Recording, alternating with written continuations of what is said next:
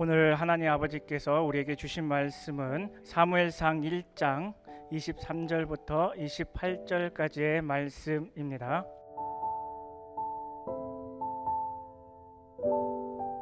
그 남편 엘가나가 그에게 이르되 그의 소견에 선한 대로 하여 그를 젖대기까지 기다리라. 오직 여호와께서 그 말씀대로 이루시기를 원하노라. 이에 그 여자가 그 아들을 양육하며 그 젖대기까지 기다리다가 젖을 뗀 후에 그를 데리고 올라갈새 수소 셋과 가루 한 에바와 포도주 한 가죽 부대를 가지고 실로 여호와의 집에 나아갔는데 아이가 어리더라.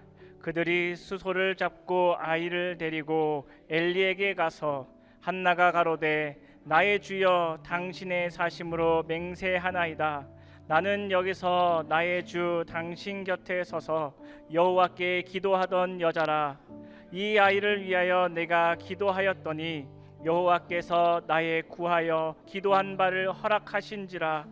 그러므로 나도 그를 여호와께 드리되 그의 평생을 여호와께 드리나이다 하고 그 아이는 거기서 여호와께 경배하니라. 아멘.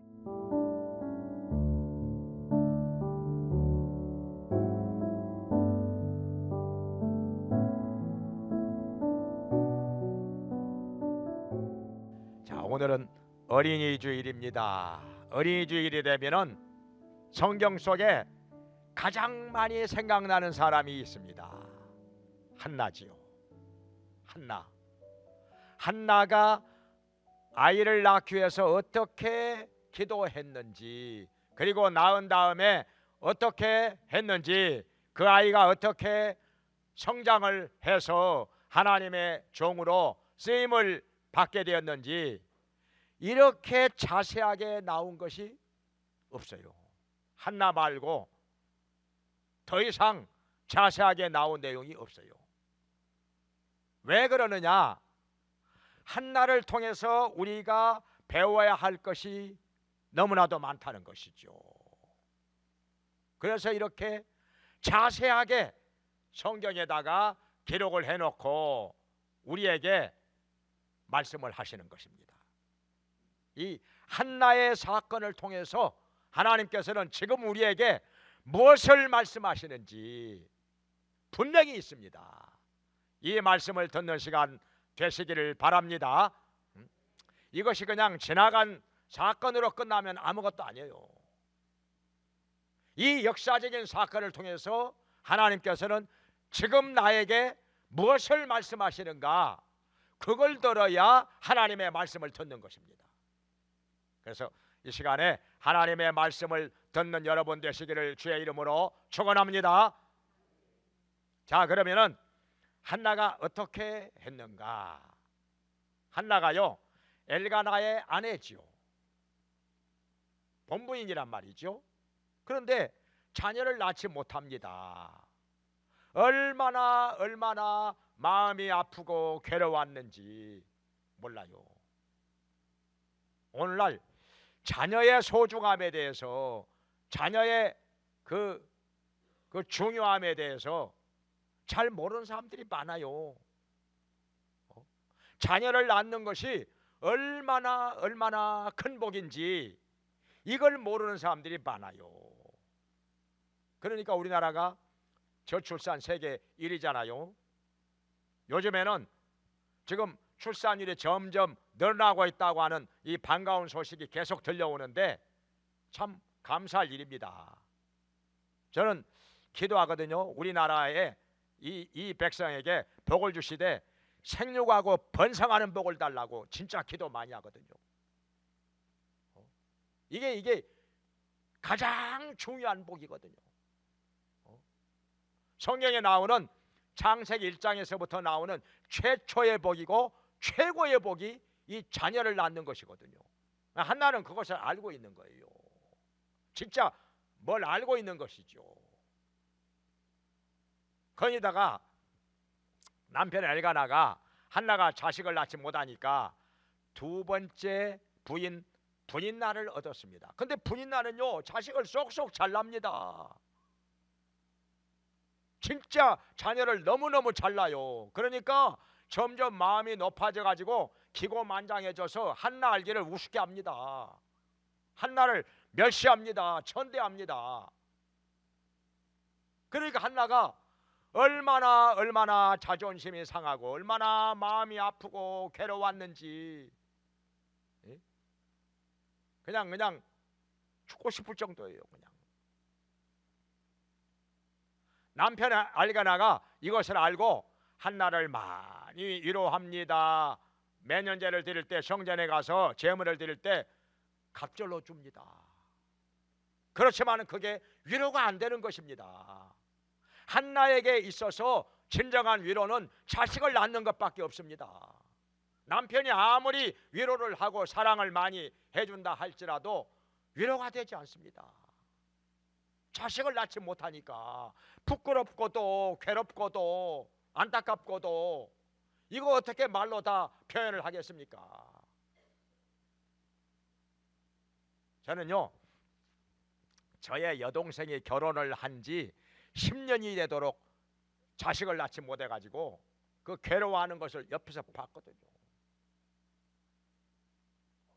근데 꼭 그 여동생만 보면 사람들이 아이 낳는 것이 생각이 나는지 꼭 그 얘기를 합니다. 누구는 뭐 결혼한 지 몇 년 만에 뭘 먹고 자식을 낳았다더라. 어느 병원에 가가지고 뭐 자식을 낳았다더라. 그러니 전부 이런 얘기만 하는 거예요. 그냥 동생 앞에서. 그러면 동생은 그냥 눈물을 그냥 찔끔찔끔 멀리다가 그냥 밖으로 나가버려요. 듣기가 괴로웠던 것이죠. 그러다가 제가 전도를 해가지고 예수님을 믿게 되고, 근데 교회를 나가는데 구원의 확신이 없어요. 제가 성경을 펴가면서 성경을 읽어가면서 복음을 확실하게 전하고 예수님 영접하게 하고 안수기도도 해주고, 그리고 자식을 낳기 위해서 사무엘상 1장을 날마다 읽어라. 그리고 태문을 열어 주셔서 아이를 낳게 해달라고 이렇게 기도를 해라. 그리고 제가 안수기도를 해줬는데 그 뒤로 몇 달 있다가 아이가 생겼어요. 11년 만에 아이를 낳았는데요, 얼마나 좋았는지. 그것도 장손이잖아요. 장손에게 시집을 가가지고 아이를 못 낳으니까 얼마나 괴로움이 심했는지. 그래가지고 아들을 낳아가지고 돌잔치를요 사흘 동안 했는데 돌반지가요 55개 들어왔어요. 안 잊어버려요. 엄청난 일이었습니다. 그러고 나서 또 4년인가 있다가 또 딸을 또 낳았어요. 지금은 두 아이가 다 결혼해가지고 잘 살고 있는데, 그래서 이 한나가 자식을 낳지 못해가지고 얼마나 마음이 아프고 괴로웠을까. 저는요 좀 더 잘 알죠.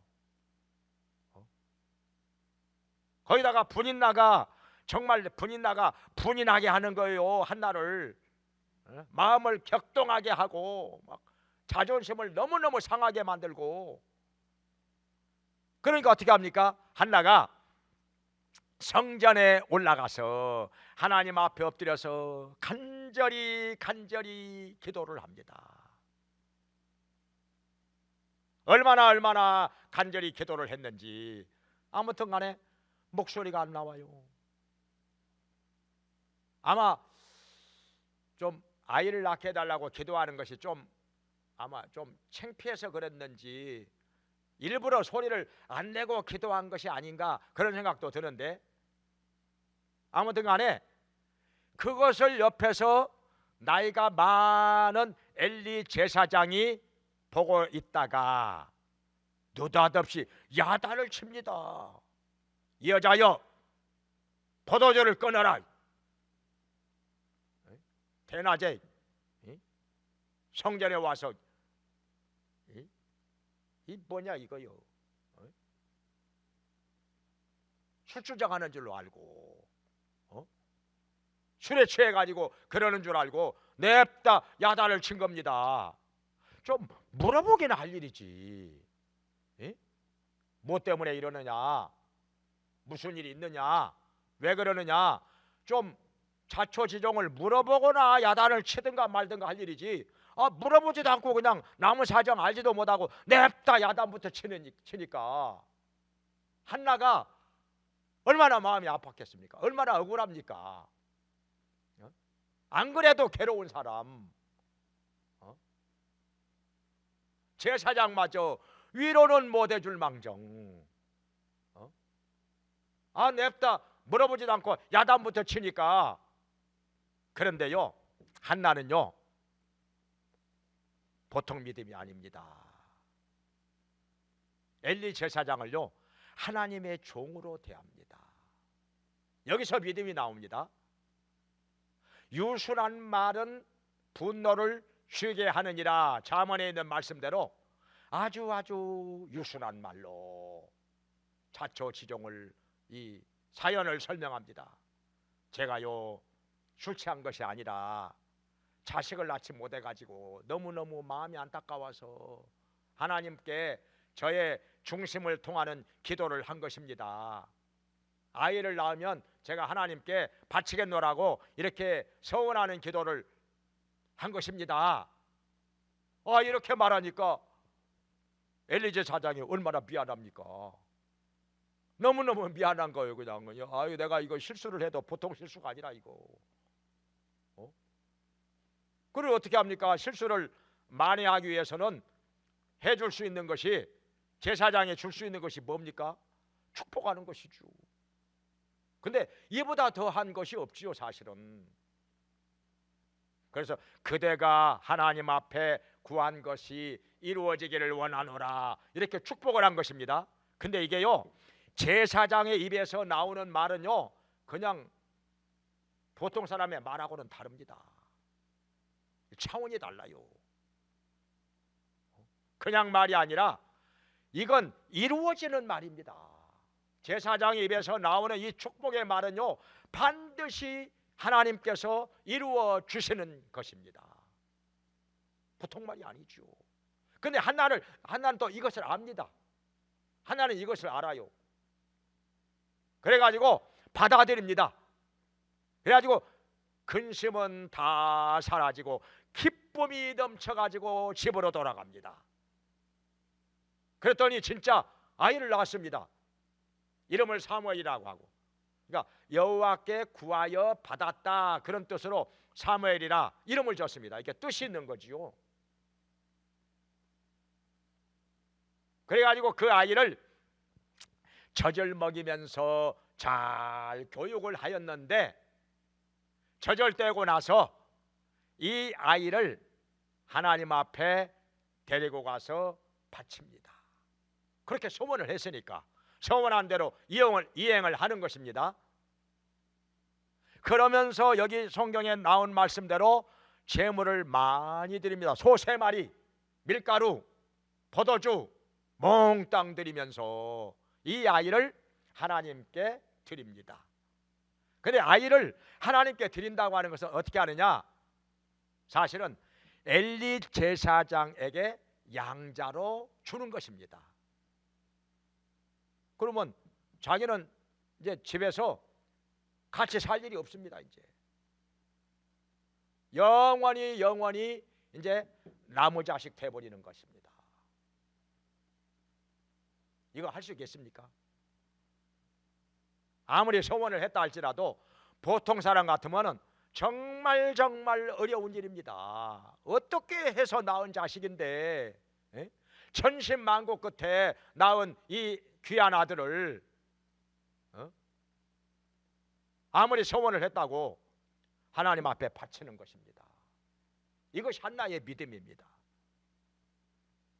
그러면서도 이렇게 제물을 바치고, 그러고 나서 이 아이가 여호와 하나님께 경배를 합니다. 이게 참 놀라운 일이죠. 이 저절된, 이제 막 저절된 아이가 하나님 앞에 경배를 하는 것입니다. 보이지 않는 하나님께. 그러고 나서 한나가 마음에 기쁨이 넘치고 성령이 충만해 가지고 하나님을 찬송하는 것이 여기 사무엘상 2장 1절부터 10절까지에 나옵니다. 그러면 자, 여기서 우리가 한나가 낳은 사무엘이 어떻게 해서 그렇게 위대한 하나님의 사람이 되었는가, 이스라엘의 지도자가 되었는가, 이게 참 궁금하지요. 그 당시에 이스라엘은요, 블레셋이라고 하는 이웃 나라에게, 지금의 팔레스타인이잖아요, 팔레스타인에게 꼼짝을 못했습니다. 군사력이 약하니까 나라가 엉망이라. 그냥 백성들이 하나가 되지 못하고 우상이나 섬기고 이랬으니, 그런데 이 사무엘 선지자가 이스라엘 백성들 앞에 나타나서 하나님의 말씀을 전합니다. 백성들이 회개합니다. 우상을 버립니다. 하나님께로 돌아옵니다. 그러고 나서 블레셋을 이깁니다. 쳐들어온 블레셋 사람들을 격파하고 그들을 무찌릅니다. 도망갑니다. 그 사람들이. 그러면서부터 나라가 안정이 되고 나라가 새로워지고 온 백성이 하나님을 정성껏 섬기면서 복을 받게 됩니다. 정말 놀라운 일이 일어나는 것입니다. 어떻게 해서 이런 일이 일어나는가? 이건 한나가 그만큼 믿음이 있는 여자인지라. 지금 믿음이 있어도 보통 믿음이 아닙니다. 그러면 여기 한나의 믿음을 한번 보겠습니다. 자식은요, 부모의 믿음 따라갑니다. 진짜 그래요. 자식은요, 부모의 믿음 따라갑니다. 믿음이 뭔가 조금 삐뚤어져 있으면 자식의 믿음도 삐뚤어져 나갑니다. 하나님과의 사이에 거리가 있으면요, 자식도 거리가 있습니다. 그냥 왔다 갔다 하는 신앙이면요, 자식들도 왔다 갔다 하는 신앙이 됩니다. 부모 따라가요. 그건 어쩔 수 없어요. 왜냐하면 부모에게서 받는 영향이 가장 크기 때문에. 그건 뭐 어떻게 달리 말을 할 수가 없습니다.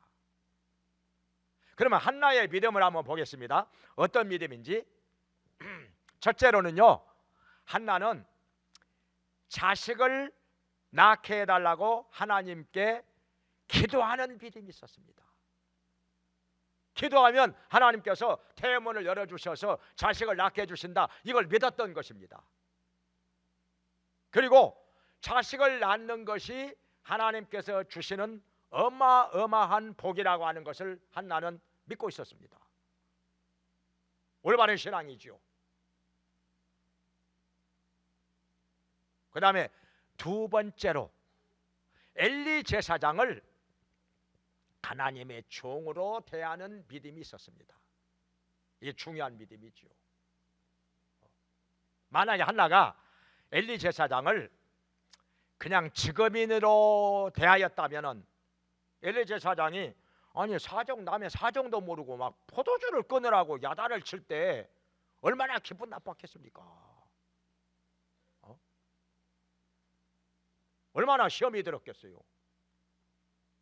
그래서 성질 좀 고약한 사람 같으면 아마 따지고 한마디 했지 않았을까요? 술 취한 것하고 기도하는 것하고 그것도 구분 못 하시나요? 아마 좀 성질 좀 고약한 사람 같으면 한마디 좀 따지고 대들지 않았을까요? 아니면은 그냥 기분 나빠가지고 그냥 확 그냥 돌아서서 성전에서 나가버렸지 않았을까요? 그러고 나서 다시는 그 교회 안 나가. 내가 이 교회 아니면 없어. 아마 그랬을 거예요. 성질 좀 그런 사람 같으면. 근데 한나는 그게 아니에요. 엘리 제사장을 아무리 엘리 제사장이 비록 사정도 모르고 실수를 했지만은 하나님의 종으로 대하는 것입니다. 아무리 큰 실수를 했을지라도 하나님의 종으로 대하는 거예요. 유순한 말로 자초지종을 설명합니다. 자기가 처한 상황을 하나하나 설명을 합니다. 그러니까 엘리 제사장이 미안한 거지요. 그래서 축복한 거 아닙니까? 이렇게 하나님의 종을 어떻게 대하느냐, 여기에서 진짜 믿음이 나옵니다. 그냥 직업인으로 대하는 사람이 있고 하나님의 종으로 대하는 사람이 있고, 한나는 정말 믿음이 좋은 사람이었다 하는 것을 우리가 알 수 있죠. 그 다음에 세 번째로는 이 아이를 하나님께 바칩니다. 하나님께 바치는 것을 보고서 정말 믿음이 있는 사람이라. 아마 보통 사람 같으면요, 아무리 서원을 했다 할지라도 서원해놓고 안 갚는 사람들 얼마나 많습니까? 서원해놓고 딴소리 하는 사람들 얼마나 많아요. 더군다나 이렇게 어렵사리 낳은 아들인데 이 아들을 갖다가 하나님 앞에 바쳐버려? 그러면 이제 평생 떨어져 살아. 1년에 한 번씩밖에 못 봅니다. 매년제 드릴 때마다 성전에 와가지고 그때 한 번 보는 거예요. 이게 쉬운 일이겠습니까? 그 자식을 키우는 사람들은요, 자식을 무슨 일이 있어가지고 어디다가 잠깐 맡기잖아요. 어린이집에다 맡기기도 하고 다른 사람한테 맡기기도 하고. 그러고 나서 어디를 가면은요, 어디 가서 아이 우는 소리가 들리면 다 내 아이 우는 소리로 들리잖아요. 그냥 자기도 모르게 그냥 그쪽으로 마음이 가는 거예요. 그냥 자식 키우는 부모는 다 그런 거죠. 한시라도 잊을 수가 없지요. 마음이 떠나지가 않지요. 그게 자식인데. 그런데 이런 귀하고 귀한 아이를, 이렇게 어렵사리 낳은 아들을 하나님 앞에 서원한 대로 바칩니다. 서원을 이행을 하는 것입니다. 이게 한나의 믿음이에요. 그 다음에 또 네 번째로 한나의 믿음을 볼 수가 있는데요, 그게 뭐냐? 이게 중요한 거예요. 아이를 하나님 앞에 바쳤는데 아이가 하나님께 경배하더라. 이 조절된 아이니까 몇 살쯤 됐을까요? 뭐 오래오래 먹인 사람은 막 5살, 6살 때까지도 젖을 먹인 사람이 있다고 듣기는 했는데, 그건 특별한 경우고, 보통 사람들 같으면 아마도 한 2살, 3살 때까지는 젖을 먹이지 않았을까요? 오늘날 같으면 없지요, 그런 사람. 어떤 사람이 그러더라고요. 1년이 지나도록 젖을 먹이니까 의사가 야단을 치더래요. 이렇게 뭘 모르냐고. 엄마의 젖이 6개월만 지나면 영양분이 다 없어지는 건데, 여지껏 젖을 먹이고 있냐고. 이유식을 안 시키고. 오늘날에는 그렇지만 아무튼 간에 그 옛날에는 그래도 한 2살, 3살 때까지도 젖을 먹이지 않았을까. 그런데 이 아이가 보이지 않는 하나님께 경배를 하더라. 성경에 이렇게 나오는데, 오늘 본문 마지막 절에. 이거 쉬운 일이 아니죠. 아이들요, 설날이 되면은 한 2돌쯤 지난 아이들은 세배들을 하지요. 막 얼마나 가르칩니까? 할머니 할아버지께 이렇게 세배를 하라. 몇 번 연습을 시키고 또 세뱃돈 받는 또 지갑도 만들어주고 하면서, 그래가지고 세배를 시켜도 막상 설날이 되면은 못하는 애들도 있어요.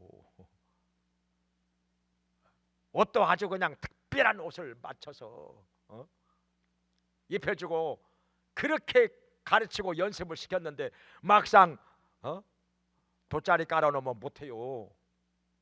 그런 아이들 있는데, 여기 사무엘은요, 이제 막 젖을 아이가 한 2살이나 3살쯤 되었을 텐데 보이지 않는 여호와 하나님께 경배를 하더라. 어떻게 교육을 시켰기에? 그러니까 자녀들 신앙교육은요, 젖을 먹이는 동안에 다 이루어져야 됩니다. 한나는 그랬어요.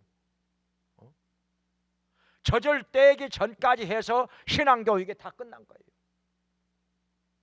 하나님에 대하여 어떻게 개념을 설명을 했을까? 보이지 않는데 어린 아이들한테는 보이는 것도 가르쳐줘도 다 모르는데 보이지 않는 하나님을 어떻게 가르쳤길래 하나님께 경배를 하더라. 이거 보통 교육이 아니죠. 그러니까 한나가 사무엘에게 젖을 먹이는 동안에 얼마나 신앙교육을 열심히 했을까, 하나님에 대해서 얼마나 잘 가르쳤을까, 그리고 하나님께 경배하는 것에 대해서, 하나님 섬기는 것에 대해서. 여기 보니까 성경에 사무엘상 2장 11절에 보니까 사무엘이 엘리 제사장 앞에서 여호와를 섬기더라. 그 다음에 여기 2장 18절에서도 또 여호와 앞에서 섬기니라 이렇게 나오죠. 여호와 앞에서 잘하니라 이렇게 나옵니다. 그러니까 부모하고 떨어져 있는데도 여기 엘리 제사장 밑에서 살면서 하나님을 섬기고 하나님 앞에서 성장하더라 이렇게 나오고 있는 것입니다. 이것도 쉬운 일이 아닌데, 왜냐하면 자녀들이요 부모하고 떨어져 있으면요 빗나가는 애들 많습니다. 어린 나이에 미국 보내가지고 뭐 유학시킨다고 그래가지고 거기 가서 아예 망쳐버린 애들 많아요. 부모하고 떨어져 있다 보니까 누가 뭐 간섭하는 사람도 없고 잔소리하는 사람도 없고 그냥 지멋대로 살다 보니까 막 마약 중독이 되고 막 깽단에 들어가고 많죠. 이런 얘기 많이 들어보지요. 아주 형편없이 타락해버리는, 유학 안 보낸 것만 못한 이런 일들도 많은데, 근데 여기 사무엘은 부모와 떨어져 있으면서도 전혀 빗나가지 않습니다. 곁길로 나가질 않아요. 여호와를 섬기니라, 여호와 앞에서 섬기니라, 여호와 앞에서 잘하니라. 그래가지고 신앙으로 자라서 어떻게 되느냐, 나중에 여기 사무엘상 3장부터 사무엘에게 하나님의 음성이 들리기 시작합니다. 말씀을 들어요. 그래가지고 여기 사무엘상 3장 19절에 보면은 사무엘이 백성들 앞에 나타나서 하나님의 말씀을 전하기 시작하는데, 단에서부터 부엘세바에 이르기까지 온 이스라엘 백성이 사무엘을 하나님의 선지자라고 받아들입니다. 하나님의 선지자로 믿습니다. 그리고 그 말씀을 듣고 순종하고 따라옵니다. 그래가지고 온 이스라엘 백성들이 우상을 버리고 여호와 하나님께로 돌아오게 만듭니다. 그리고 블레셋을 물리치고 나라를 구합니다. 안정된 나라가 됩니다. 부강한 나라가 됩니다. 이스라엘의 지도자가 됩니다. 그러니까 여기서 볼 때 교회에서 이것저것 직분 받아가지고 하나님을 섬기는 것도 물론 하나님의 일이지만은 그것만이 하나님의 일이 아니라 집에서 자식을 낳아가지고 잘 신앙으로 교육하고 양육한다면 이게 진짜 중요한 하나님의 일을 하는 것입니다. 자식을 많이 낳으면 하나님의 일 그만큼 많이 하는 거죠. 자식을 잘 신앙으로 가르치고 교육한다면 하나님의 일을 그만큼 충성되게 하는 것이죠. 그 자식이 하나님의 믿음으로 잘 성장을 해서 하나님의 일꾼으로 쓰임을 받게 된다면 자식 교육에 그리고 하나님의 일에 성공을 한 것이죠. 그러니까 한나는 얼마나 큰 일을 한 것입니까? 이 사무엘 하나 낳아가지고 이렇게 신앙으로 잘 교육한 것이요 나라를 구한 것입니다. 그 당시에 무너져가고 있는 나라를 구한 것입니다. 위대한 일을 한 것입니다. 정말. 그러니 성경에서 이렇게 한나에 대해서 이렇게 자세하게 말씀을 하고 있는 거 아닙니까? 우리가 뭔가 배우고 깨달아야 될 것이 있기 때문에.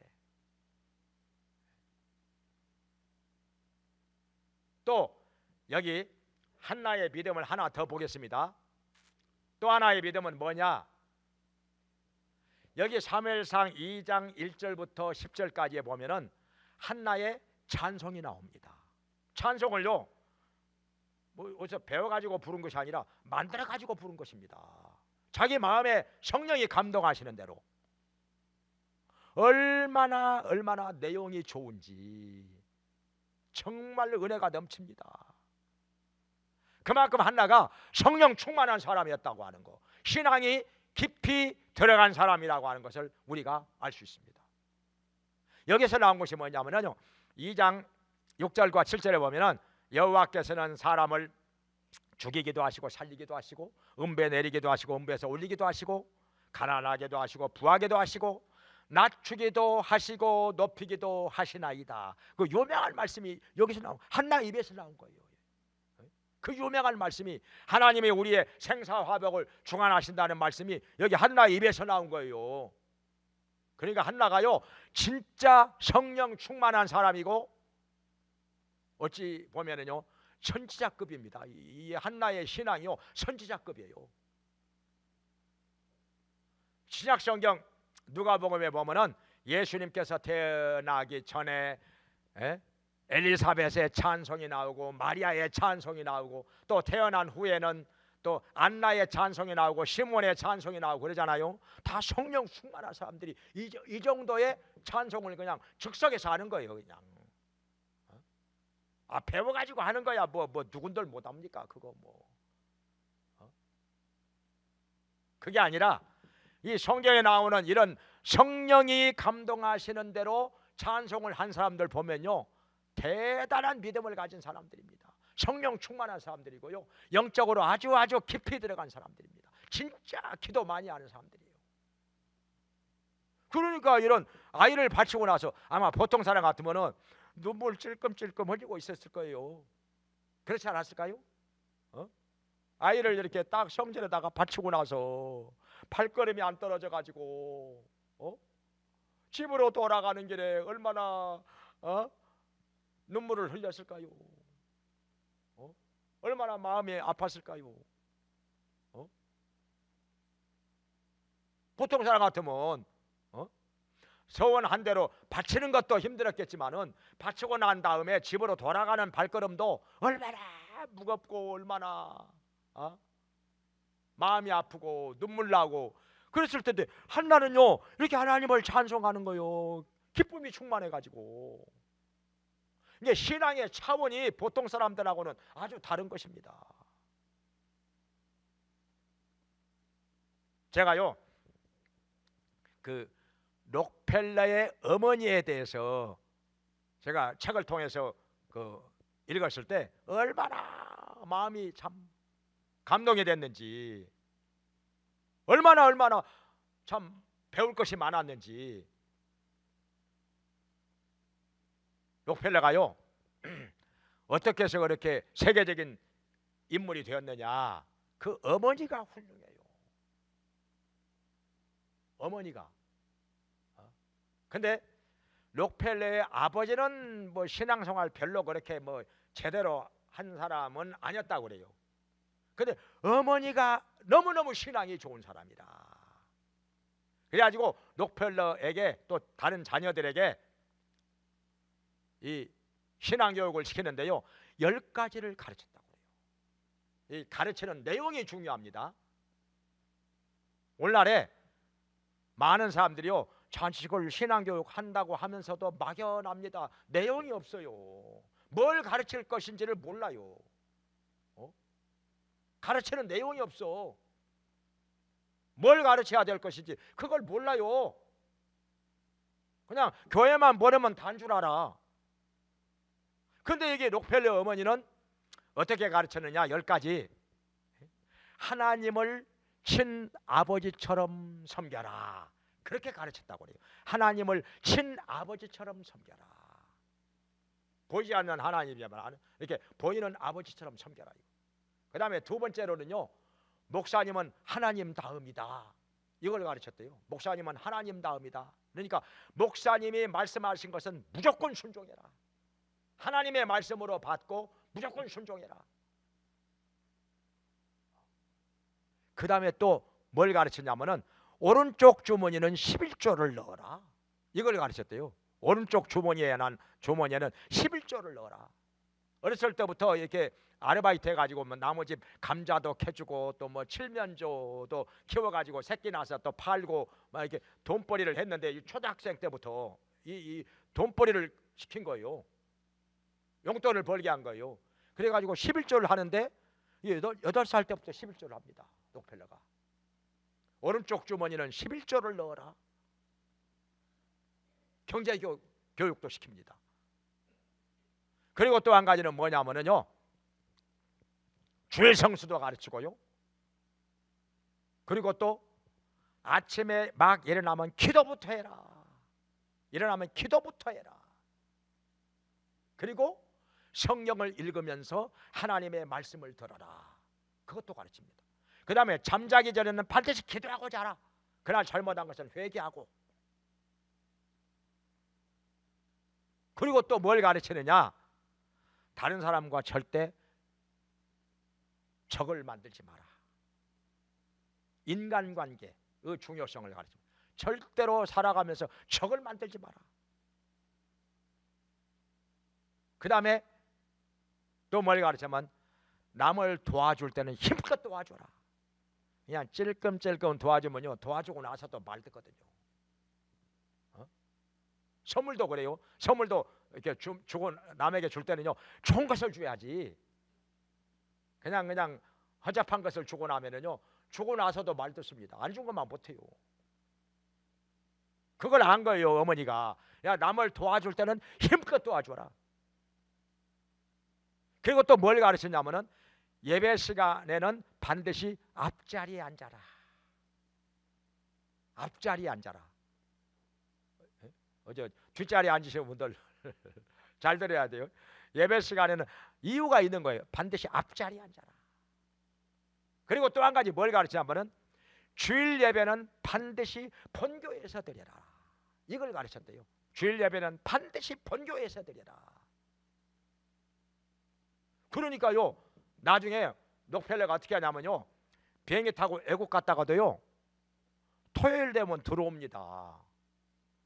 본교에서 예배를 드리려고. 저 멀리 미국이 얼마나 넓습니까? 지방에 갔다가도요, 토요일 되면 자기 집으로 돌아옵니다. 본교에서 예배 드리려고.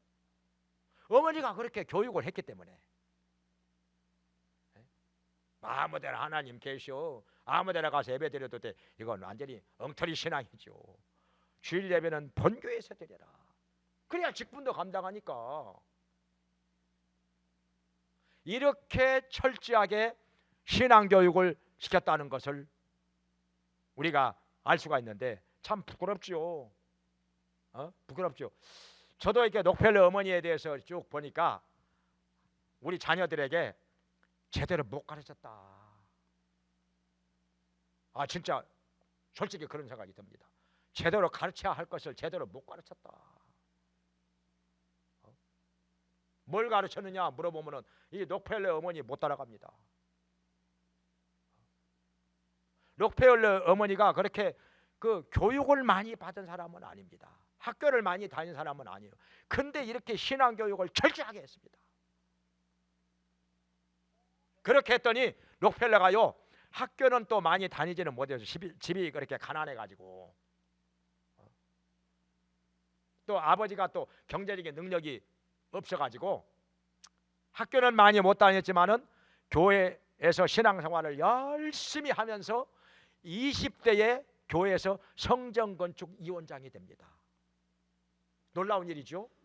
20대에 교회에서 성전건축 위원장이 됩니다. 그러니까 이 한마디만 들어보면은 록펠러가 신앙생활 어떻게 했는지 우리가 알 수가 있겠죠? 30대, 40대, 50대, 60대 나이 든 사람들 많이 있었을 텐데 20대 청년이 성정주 위원장이 돼요. 그래가지고 나중에 록펠러가 세계 제1의 부자가 되는데요. 지금 현재의 그 빌 게이츠의 재산보다 3배가 많았답니다. 그래가지고 어떤 일을 하느냐?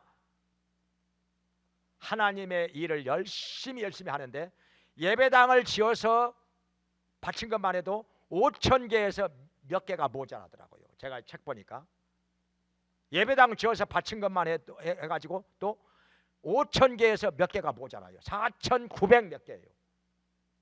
그리고 그 밖에 많은 도서관, 공회당 지어가지고 다 기증을 하고 시카고 대학을 지어서 기증을 합니다. 그래가지고 그 시카고 대학에서 노벨상 수상자가 57명이 나옵니다. 엄청나죠? 한 국가에서 57명 나온 나라도 별로 없는데 이 한 대학에서 노벨상 수상자가 57명이 나옵니다. 엄청난 일이죠. 그래가지고 록펠러가요 젊었을 때는 한때 좀 몸이 안 좋기도 하고 아프기도 하고 그랬는데 98세까지 삽니다. 그 당시에 1937년도에 세상을 떠났는데 98세까지 살아요. 장수한 거죠. 엄청난 복을 받은 거죠. 그 어머니의 신앙교육 때문에. 그래서 우리가 한나를 생각해보고 록펠러 어머니를 생각하면서 도대체 우리는 자식들에게 어떻게 신앙교육을 시키고 있는가 한번 돌아볼 필요가 있다는 것입니다. 어떤 내용으로 가르치는가, 뭘 가르치는가 한번 돌아볼 필요가 있다는 것입니다. 자식의 신앙생활은요 부모 따라갑니다. 부모 하는 대로 따라갑니다. 이건 어쩔 수가 없습니다. 부모가 빗나가면요 자식도 빗나가고, 부모가 올바르게 신앙생활 하면은요 자식도 올바르게 신앙생활 합니다. 부모 따라갑니다. 그 대신에 자식의 신앙교육은요 젖먹일 때 다 해야 됩니다. 젖대기 전에 신앙교육 해야 됩니다. 여기 한나처럼. 그리고 모세의 어머니 요게벳도 그렇습니다. 유모로 들어가 가지고 자기 아들 모세를 젖을 먹이면서 신앙교육 다 끝냅니다. 젖 먹이는 동안에 신앙교육 끝내야 되는 거예요. 나중에요 나이가 좀 들어가면은요 말 안 듣습니다. 지 마음대로 합니다. 지 멋대로 삽니다. 안 들어요. 부모 말 안 듣습니다. 부모를 그렇게 속썩이고 마음 아프게 하고 힘들게 하고 부끄럽게 만들면서 자기가 지금 뭘 하고 있는지를 모릅니다. 교육을 못 받았기 때문에 모르는 거예요. 뭐가 잘못됐는지를 모르는 거예요. 그래서 우리 한나처럼 록펠러 어머니처럼 하나님께서 맡겨주신 자식을 철저하게 신앙으로 가르치면서 열심히 가장 중요한 하나님의 일을 하면서 하나님께 영광 돌리기를 주님의 이름으로 축원합니다. 기도하겠습니다. 은혜로우신 하나님 아버지, 오늘 어린이 주일을 맞이하여서 우리의 자녀 교육 어떻게 하고 있는지 돌아보게 하심을 감사드립니다. 한나를 통해서 주님 저희들도 한나처럼 자녀를, 주님께서 맡겨주신 자녀를 믿음으로 교육하게 하여 주시옵소서. 올바르게 철저하게 잘 가르치게 하여 주시옵소서. 록펠러 어머니처럼 우리가 좋은 신앙의 내용으로 자녀들을 교육하게 하여 주시옵소서. 그리하여 사무엘과 같은 좋은 하나님의 사람이 만들어지게 해주시고 하나님의 일꾼으로 만들어서 하나님께 드리게 하여 주시옵소서.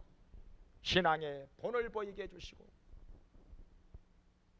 올바른 신앙으로 살면서 자녀들이 부모의 신앙을 본받고 따라오게 하여 주시옵소서. 그리하여 우리 아버지 하나님께 영광을 돌리게 하여 주시옵소서. 예수님의 이름으로 기도합나이다. 아멘. 이제는 우리를 구원해 주시고 영원한 생명을 얻게 하신 예수 그리스도의 은혜와 우리를 자녀 삼아 돌봐주시고 우리에게 또한 자녀들을 맡겨주신 하나님 아버지의 크신 사랑과 우리의 약함을 도우시며 진리 안에서 주님 뜻대로 살게 하시는 성령님의 감화 감동 교통하심이 하나님 아버지께 나와서 예배를 드리며 한나처럼 자녀들을 신앙으로 교육하면서 우리 하나님 아버지께 영광 돌리기 원하는 모든 성도들에게 영원히 함께 있을지어다. 아멘.